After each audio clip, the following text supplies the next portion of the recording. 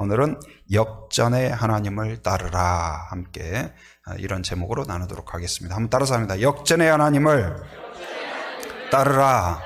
네. 하나님이 처음부터 그냥 무난하게 순탄하게 항상 우리가 원하는 대로 되면 좋겠다 싶지만 살다 보면 꼭 그렇지 않은 경우가 있죠.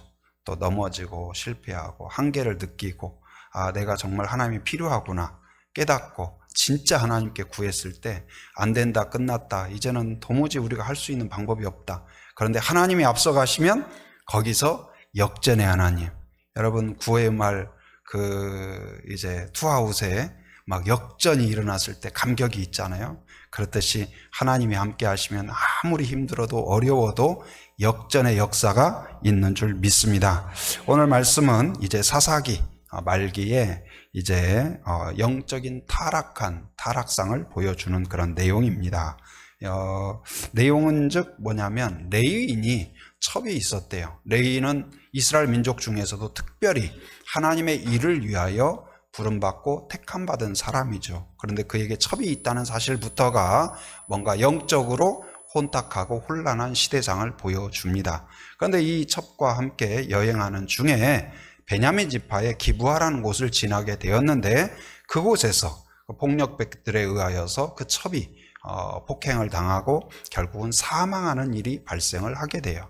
그래서 이제 나머지 11지파가 베냐민 지파를 뺀 11지파가 총회를 열어서 어찌 우리 민족에 이런 일이 일어나느냐, 그래서 그냥 둘 수 없다. 그래서 결론을 내리기를 그 사람들을 데려와서 합당한 절차에 의하여 판결을 하고 하나님의 공의를 실현해야 된다. 그래서 베냐민 지파에게 그 악당들을, 그 악행을 저지르는 그 사람들을 우리한테 인수하라 그랬더니 베냐민 지파가 우리 지파 일을 상관하지 말라. 우리는 우리가 알아서 한다. 니네나 잘해라. 그래서 결국은 이 11지파와 그리고 베냐민 지파가 전쟁에 맞서게 됩니다. 그런데 전쟁에 맞서게 되는데 11지파와 한 지파 싸우면 우리가 상식적으로 누가 이겨요? 11지파가 당연히 이기죠. 모인 군사도 몇 명이냐? 11지파가 군사를 모았더니 40만 명이 모인 거예요. 그런데 베냐민 지파는 딱 얼마냐? 2만 6천 명인 거예요.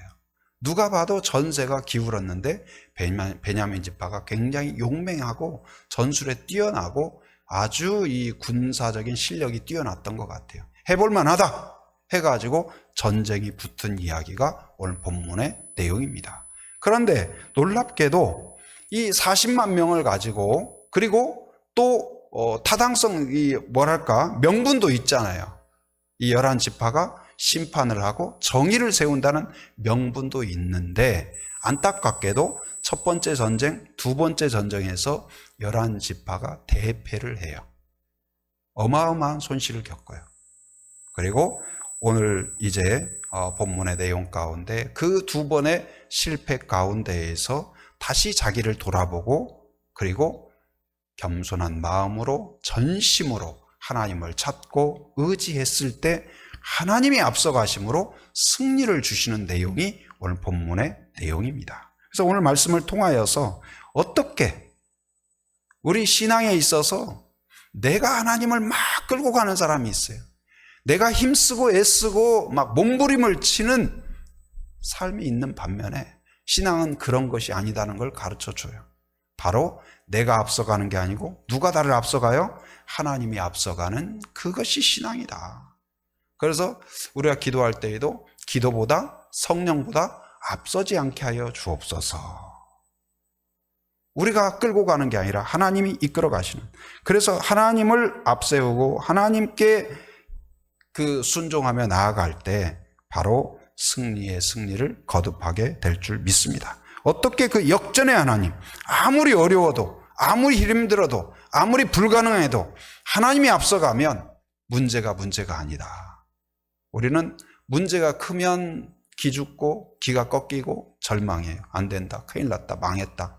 또 문제가 만만하면 우리가 좀 뭔가 힘이 있는 것 같으면 우습게 여겨요.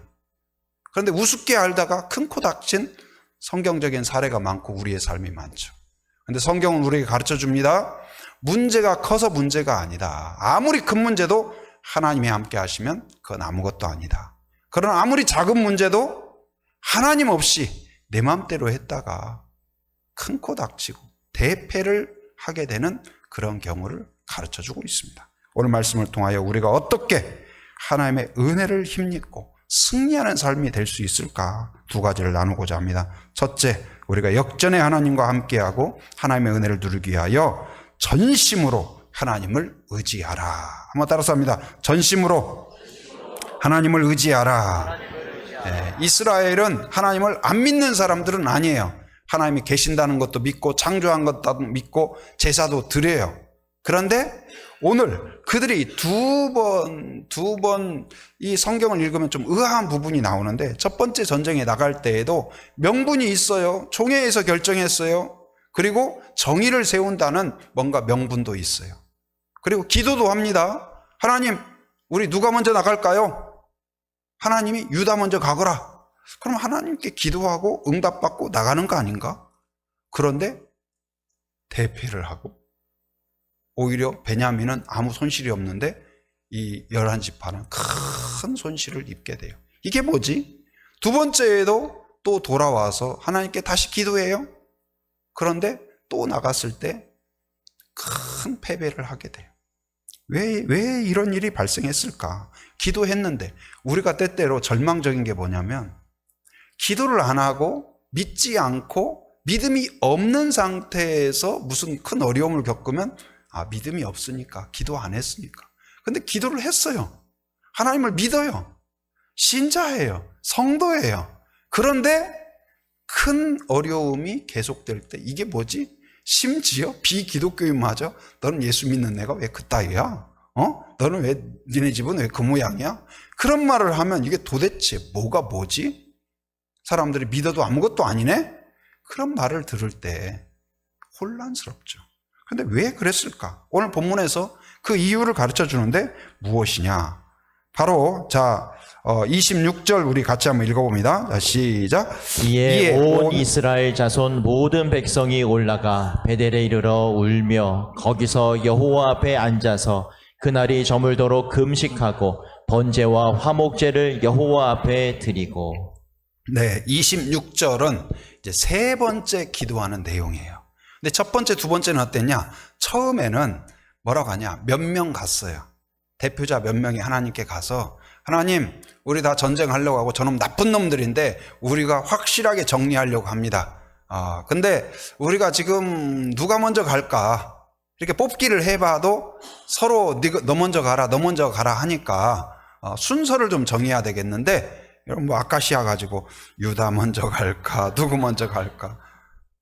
근데 하나님이 정해주세요. 찍어주세요. 그런 거예요. 그래서 하나님이 그럼 유다 먼저 가라. 그렇게 한 거예요. 그래서 이들은 그러면 유다 먼저 가라는 거구나 하고 갔어요. 근데 실패를 한 거예요. 왜 그렇지? 근데 왜 그러냐? 처음에는 어떤 하나님이 필요하거나 하나님을 의지하거나 하나님의 말씀을 듣고 싶어서가 아니라 이미 승리는 누구의 것이다? 내 것이라고 생각한 거예요. 왜? 우리가 정당성이 있고 우리에게 군사가 몇 명이에요? 40만 명이나 되는데 뭐 저것들 2만 6천 명? 에이, 우습다. 하나님 출장 나오실 필요 없습니다. 우리가 알아서 다 합니다. 저것들 금방 끝납니다. 그리고 하나님이 하실 일은 단순히 누가 먼저 갈지 그것만 하나 찍어주시면 됩니다. 여러분, 하나님께 나와서 기도를 하는데 하나님이 필요합니다. 저를 긍휼히 여겨주옵소서. 하나님의 뜻대로 따르겠습니다. 어떤 전적인 그러한 믿음이 아니라 다 결정해놓고 다 내 생각이 있고 내 계획이 있고, 그리고 여기에 하나님 절대 침범하지 말고 절대 흐트러뜨려 놓지 마세요. 그리고 여기에 할 수 있다면 이 계획이 완성되도록 조금 밀어주세요. 이런 기도. 자녀들도 와가지고 다 결정해놓고 다 모든 거 다 해놓고 통보하듯 이야기해요. 그럼 부모가 불편한 마음으로 뭐라 그래요? 그래, 그럼 네 맘대로 해라. 그래, 내 맘대로 하라는 거구나. 그럼 내 맘대로 합니다. 허락했습니다. 그렇게 답변하는 경우 있죠. 하나님한테도 이들이 그런 거예요. 하나님이 알아서 해라. 알아서 하라고 했어요. 내 맘대로 합니다. 그러고는 나중에 뭐라고 이야기해요? 하나님이 알아서 하라고 그랬잖아요. 엄마가 알아서 하라고 그랬잖아요. 지금 그런 상태예요. 진짜 그 길을 축복하고 기뻐서가 아니라 이미 자기 뜻대로 자기 생각대로 다 되어 있는 그들을 향하여 그냥 방치하는 거예요. 여러분, 기도란 무엇일까요? 나를 내려놓고 하나님을 전적으로 의지하는 것입니다. 바로 전심으로. 그런데 이제 세 번째는 어떻게 하냐? 거기 말씀 보세요. 26절. 이에 이러한 두 번의 큰 실패 이후에 그들이 자기를 돌아보기 시작해요. 그리고 전에는 대표자 몇 명이 갔어요. 그런데 이제 그거 가지고 안 되겠구나. 그래서 지도자뿐만 아니라 모든, 거기에 온 이스라엘이라고 했죠. 온 이스라엘 전체가 다, 그리고 모든 백성이 올라갔다고 그랬어요. 모든 백성이 다 참여해서 하나님께 제사를 드리기 시작합니다. 회개하기 시작해요. 베냐민 저들이 악하다, 저놈이 나쁜 놈이다 욕했는데 알고 보니까 나도 만만치 않은 거예요.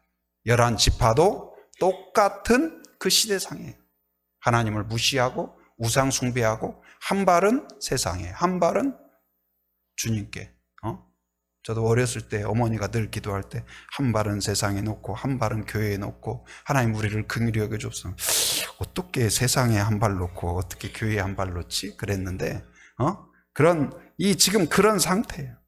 그런데 그들의 이 세 번째에는 모든 백성이 올라와서 울면서 마음을 다해서 저물도록 금식하며 회개의 번제를 드리고 하나님 앞에 화목제를 드리며 하나님께 간구했어요. 그러자 하나님이 약속하십니다. 첫 번째, 두 번째는 하나님을 수단화하고 내가 주인이 되었다면, 그리고 첫 번째에는, 두 번째에는 압도적인 숫자 40만 명이라는 것이 더 신뢰를 했다면, 이제는 40만 명이 문제가 아니라 하나님이 계시지 않으면 아무것도 아니구나. 여러분, 제가 그 목요일 날 어린이 전도할 때도 어린이에게 간혹 그런 이야기를 해요. 꿈이 뭐라고 이야기해요. 그 꿈을 위해서 열심히 해야 된다. 열심히 공부해야 된다. 그럼 어떻게 하면 좋을까? 공부해야 돼요. 열심히 해야 돼요. 맞다. 네 말이 맞다. 공부를 열심히 해야 된다. 그러나 열심히 한다고 모든 게 되는 게 아니다. 그 열심과 함께 그 위에 하나님의 은혜가 있어야 돼. 여러분, 우리나라 사람만큼 열심히 하는 사람이 어디가 있어요? 얼마나 열심히 해요. 정말로 대단해요. 그런데 그 열심 위에 은혜가 있어야 되는 줄 믿습니다. 자녀에게도 네가 수고하고 애쓰고 밤을 새워 공부하고 정말 좋은 일이다.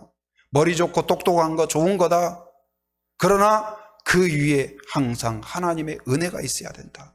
그것을 깨닫도록 도와주는 부모가 되어야 될 줄 믿습니다. 성경에 보면 이스라엘의 첫 번째 왕 사울의 이야기가 나옵니다. 사울이 왕이 되었어요. 처음에는 겸손하고 하나님을 인정하고 그랬어요. 승리를 거듭하자. 여러분, 하나님의 은혜 가운데 승리했어요. 그러면은 두 가지가 나타나요. 하나는 뭐예요? 감사합니다. 하나님의 은혜입니다 하면서 찬양하며 기뻐할 수도 있지만, 한편으로는 뭐예요? 이제 내가 어깨가 으쓱해지고 고개가 뻣뻣해지고 하나님 별로 필요가 없는 거예요. 내 영광이 되고 내 기념비를 세우고. 근데 이제 사무엘상 13장에 보면 이 이스라엘과 블레셋 사이에 큰 전쟁이 벌어졌어요. 그런데 전쟁이 벌어져서 군사들을 데리고 전쟁터에 딱 갔어요. 그랬더니 세상에 그 블레셋의 군대가 막 개미보다도 많고 모래알처럼 너무 많은 거예요. 근데 여러분, 뭔가 싸우려고 하는데 기가 딱 꺾여버리는 경우가 있잖아요. 싸우지도 않았어요. 활 한 번 쏘지 않았어요. 칼 한 번 휘두르지 않았어요. 근데 싸우기 전에 이미 이거 큰일 났다. 이거 망했다. 끝났다. 지금 사울도 그렇고 백성들, 군사들도 딱 보니까 이건 싸우나 마나예요. 그래서는 싸우려는 의지가 없이 어떻게 해요? 막 군인들이 도망치기 시작해요. 그러자 사울이 막 마음이 급급해져요. 조급해져요. 그래서 원래 사무엘 선지자가 기다려라. 내가 갈 때까지 기다려라 그랬어요. 근데 기다릴 수가 없는 거예요.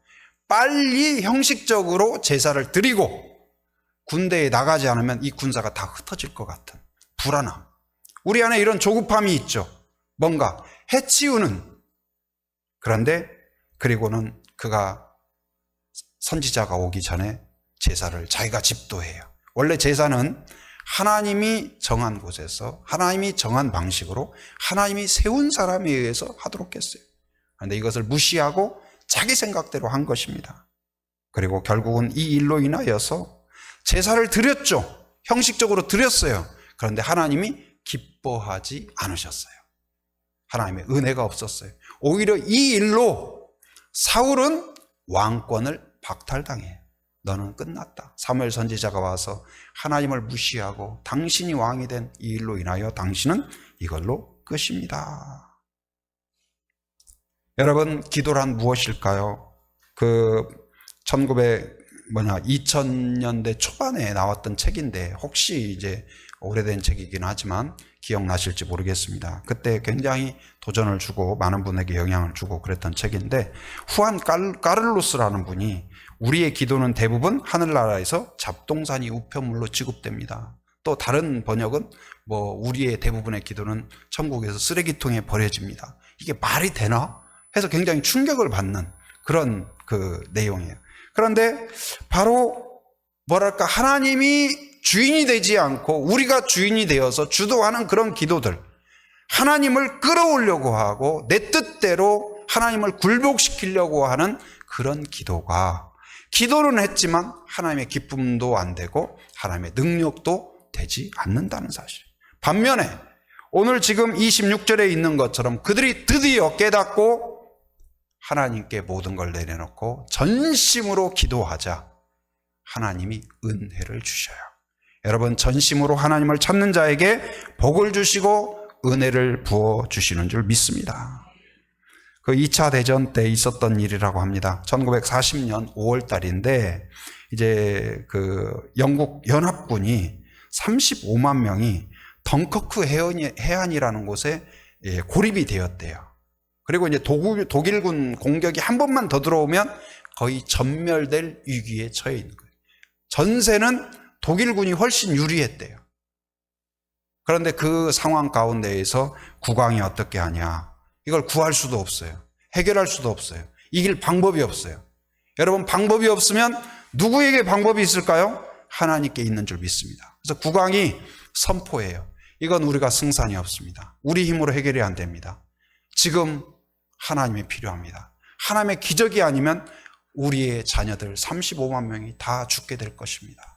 지금 모든 일을 중단하고 온 나라 백성은 하나님 앞에 무릎을 꿇고 우리가 기도합시다 하면서 기도를 선포해요. 그래서 왕부터 시작해서 온 백성이 국가의 기도의 날을 선포하고 하나님께 부르짖기 시작합니다. 그런데 놀라운 일이 일어났대요. 뭐냐? 독일군이 공격하려고 했는데 다른 사람이 아니다, 지금 때가 아니다 해가지고 멈추게 한 거예요. 그리고 비행기가 떠서 이제 공격을 해야 되는데, 비행기가 떠야 되는데 갑자기 막 돌풍이 불기 시작하는 거예요. 우리도 제주도 서울에서 오거나 또 그럴 때 간혹 내리려고 하는데 막 기체가 흔들려 가지고 또 한 바퀴 돌아서 한림 돌았다가 다시 와가지고 내리려고 하는데 또 흔들리고, 응? 그러다 저도 한번 그런 적이 있었는데, 그래가지고 땅에 탁 타니까 주여 감사합니다, 살려주셔서 감사합니다, 다시 제주에 온 것이 너무나 감사하더라고요. 근데 다시 돌아가는 경우도 있잖아요. 근데 비행기가 뜰 수가 없게 돌풍이 분 거예요. 누가 하셨을까요? 기도를 들어주신 줄 믿습니다. 그리고 근데 반대로 고립되어 있던 그들이 있는 그 해안에는 해가 쨍쨍하고 평온한 거예요. 이게 말이 되는가 싶지만 우리 제주도에서는 그걸 아마 우리가 알 수 있을 것 같아요. 이제 다음 주 화요일에도 노예가 있어가지고 제가 이제 저쪽 반대편으로 건너가는데, 언젠가 제가 이 제주도를 횡단해서 가는데 여기서 막 비가 쏟아지는 거예요. 그래서 야, 오늘 날씨가 안 좋다 해서 차를 갔는데 조금 중간 가니까 해가 쨍 떠요. 이야, 해 떴네?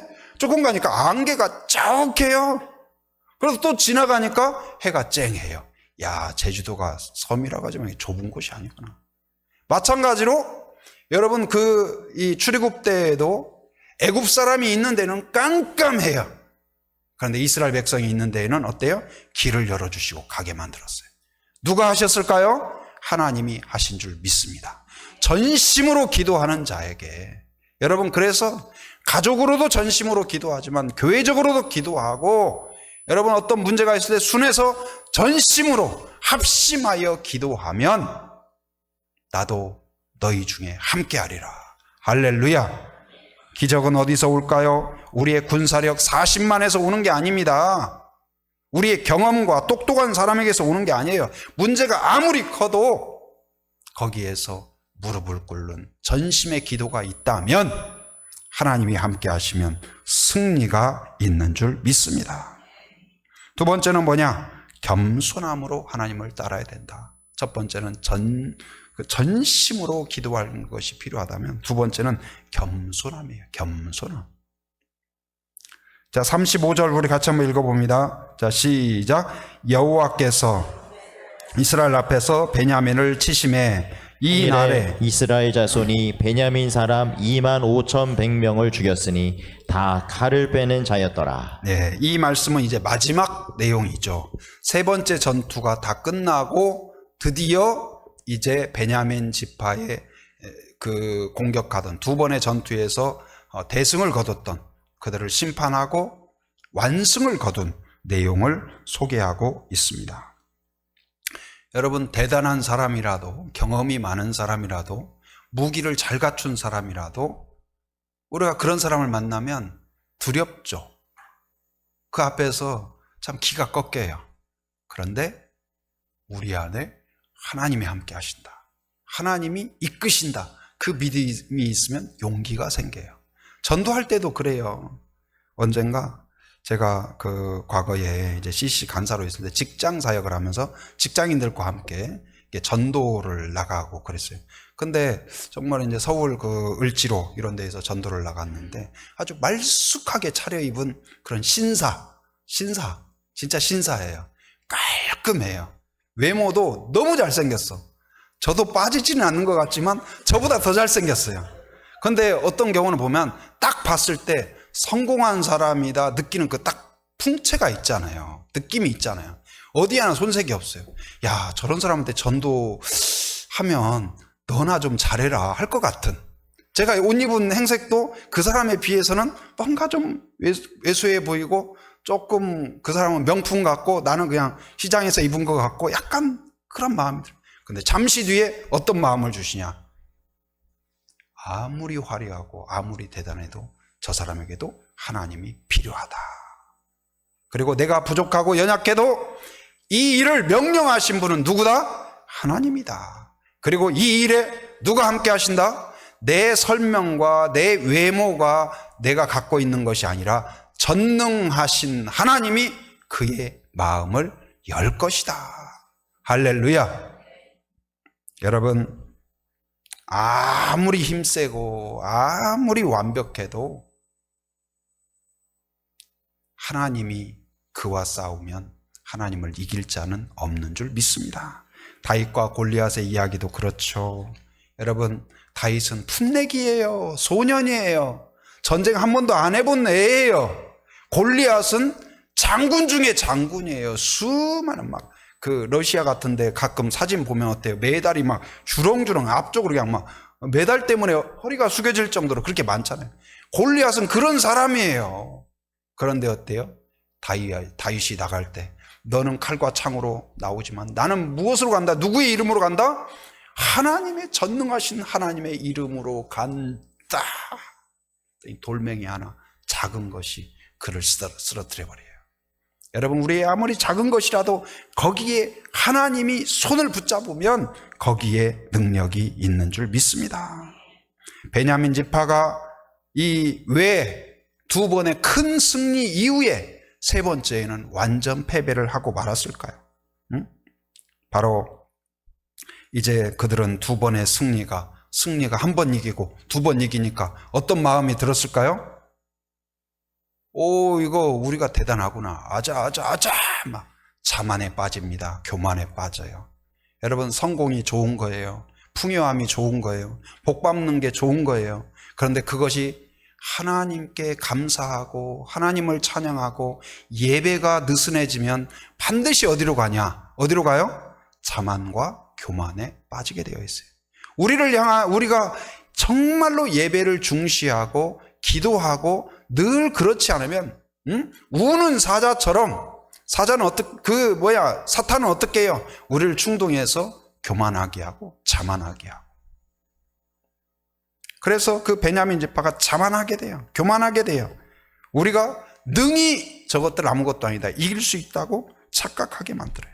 그러나 그 사이에서 두 번의 패배를 한 11지파는 어때요? 패배와 패배를 경험하면서 자기를 돌아보게 돼요.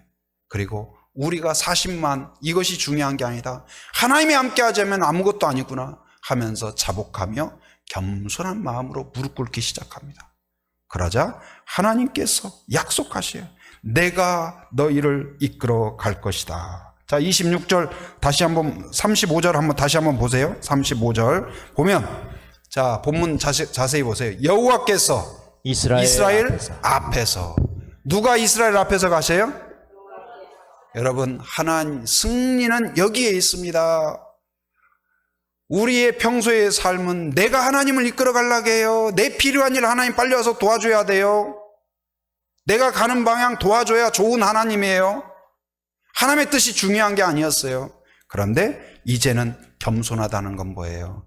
하나님이 내 앞에, 나는 하나님을 따르겠습니다. 주여 저를 인도하여 주시옵소서. 여호와는 나의 목자시니 그랬지. 여호와는 나의 양이오니, 나는 여호와의 목자시니. 여러분, 거꾸로 된 거예요. 거꾸로 된 거예요. 여호와께서 이스라엘 앞에서 이끌어 가시자 승리가 확정된 줄 믿습니다. 바로 순서의 문제예요. 내가 앞서갈 거냐? 하나님이 앞서갈 거냐? 여러분, 바로 기드온의 300용사 이야기도 마찬가지입니다. 바로 그들이 300명이라는 말도 안 되는 숫자였지만 하나님이 지휘하고 하나님을 의지하고 겸손한 마음으로 순종하자 그 300명으로 어마어마한 군대를 일시에 무너뜨릴 수 있었던 거예요. 여러분, 하나님이 주인인 것을 믿으시기 바랍니다. 왕이신 것을 믿으시기 바랍니다. 그의 말씀을 신뢰하시기 바랍니다. 미국의 16대 대통령 에브라임 링컨의 이야기 우리가 잘 알고 있습니다. 그가 이제 재임 시절 미국의 남북 전쟁이 있었어요. 전쟁으로 인하여 국가 존립 자체가 위태로운 상황이 되었습니다. 그런데 이 링컨 대통령이 아주 독실한 신앙이 있었나 봐요. 자기 집무실 옆에 기도실을 만들어 놓고 새벽마다 기도했대요. 하나님 아버지, 이 전쟁이 과연 옳은 전쟁일까요? 우리가 어떻게 해야 될까요? 계속 기도하는 거예요. 기도하니까 옆에서 봤던 참모가 뭐라고 이야기하냐? 각하 걱정하지 마십시오. 하나님이 우리 편이 되어 주실 거예요. 우리 편이 되어 주실 거예요. 여러분, 근데 놀랍게 이런 경우 많이 있잖아요. 이런 경우, 예를 들어서 축구를 한다고 해봅시다. 한국하고 어디 독일하고 축구를 해요. 그러면 여러분, 기도한다면 어떻게 기도해요? 누가 이기게 해달라고 기도해요. 한국이 이기게 하여 주옵소서. 우리 선수들 안전하고 잘 뛰게 하여 주옵소서. 독일의 성도들은 뭐라고 기도할까요? 여러분 같이 한국이 한번 이기게 하여 주옵소서 기도할까요? 우리 독일이 이기게 하여 주옵소서. 우리 지금 남북 전쟁에서도 아마 그렇게 기도했을 거예요. 양쪽에서 다. 근데 링컨이 전혀 다른 기도를 올려드려요. 뭐라고 기도하냐? 바로 그 참모가 하나님이 우리 편이 되어주실 겁니다. 그랬더니 뭐라고 이야기하냐? 나의 관심은 하나님이 우리 편인가가 아니다. 내가 하나님 편에 서 있는가? 그것이 중요하다. 왜? 하나님은 언제나 옳고 진리이기 때문이다. 여러분, 이것을 인정하기 바랍니다. 내가 원치 않는 상황이 되었다 할지라도 하나님이 옳다는 걸 인정하기 바랍니다. 이스라엘 민족이 두 번의 패배를 했을 때 하나님이 틀린 게 아니라 내가 겸손하지 못했고 내가 하나님께 올바른 신앙으로 나가지 못했다는 것을 깨달았을 때 드디어 하나님의 역사가 나타난 거예요. 뭐가 안 되면 하나님 원망하고 불평하고 그 불평이 습관이 되고, 여러분, 그런 삶이 아니라 뭐가 막히고 그럴 때 자기를 돌아보는 이 세 번째 전투의 장면과 같은 그런 은혜가 있기를 바랍니다. 여러분, 역전의 하나님은 우리와 함께 하십니다. 어떤 사람에게 함께 하실까요? 전심으로 하나님께 나아가는 자예요. 야고보서 4장 6절에 우리 같이 한번 읽어볼까요? 그러나, 자, 시작. 그러나 더욱 큰 은혜를 주시나니 그러므로 일렀으되 하나님이 교만한 자를 물리치시고 겸손한 자에게 은혜를 주신다 하였느니라. 아멘. 예. 겸손이란 무엇일까요? 나를 인정하는 거예요. 나의 부족함, 나의 연약함, 나의 죄성, 하나님 없이 살 수 없음을 인정하는 거예요. 그것을 인정하지 않는 게 교만입니다. 자녀를 보면서도 잘 배우고 똑똑하고 대단해도 하나님의 은혜가 필요하고 네 힘만으로는 안 된다는 걸 인정하는 것이 겸손이에요. 그리고 하나님께 전적으로 의탁하는 것, 하나님께 맡깁니다. 내 생명도, 내 건강도, 내 인생도, 내 자녀도 하나님께 맡기는 성도가 되기를 바랍니다. 여러분, 은행에 맡기면, 우리가 은행은 절대 부도 안 난다고 했는데 IMF 때 부도 나는 걸 봤죠. 어마어마한 대기업, 그런 기업이 순식간에 넘어갔잖아요. 종이 쪼가게 됐어요. 그러나 하나님은 망하지 않습니다. 때때로 다른 데 맡겨놓으면 그렇게 친한 친구에게 뭘 믿고 맡겼더니 가로채 가지고 속상한 경우가 얼마나 있습니까? 그러나 하나님께 맡기면 손실이 없습니다. 안전합니다. 여러분, 작은 돈을 맡겨도 안전한데, 여러분, 우리의 인생을, 가장 중요한 자녀를 주님께 의탁하고 기도로 의탁하고 믿음으로 의탁하면 하나님이 책임져 주실 줄 믿습니다. 문제가 있습니까? 어려움이 있습니까? 마귀의 공격이 있습니까? 세상의 유혹이 있습니까? 내가 건널 수 없는 홍해가 있습니까? 그게 두려운 게 아니에요. 전심으로 무릎 꿇는 우리의 자세가 중요한 줄 믿습니다. 또한 이제 내가 좀 있다고, 좀 이겼다고, 갖췄다고 교만에 빠진다면 오히려 그게 독이에요. 있을수록 더 겸손하고 신앙생활을 해왔을수록 다성에 젖지 않도록 깨어서 더 하나님을 의지하는 그런 성도가 되어야 될 줄 믿습니다. 이렇게 전적으로 의탁하면 아무리 어려워도, 아무리 깊은 바다라 할지라도 역전의 하나님이 함께 하시는 줄 믿습니다. 구의 말 투아웃이라 할지라도 하나님의 한 방이 있는 줄 믿습니다. 이 시간 같이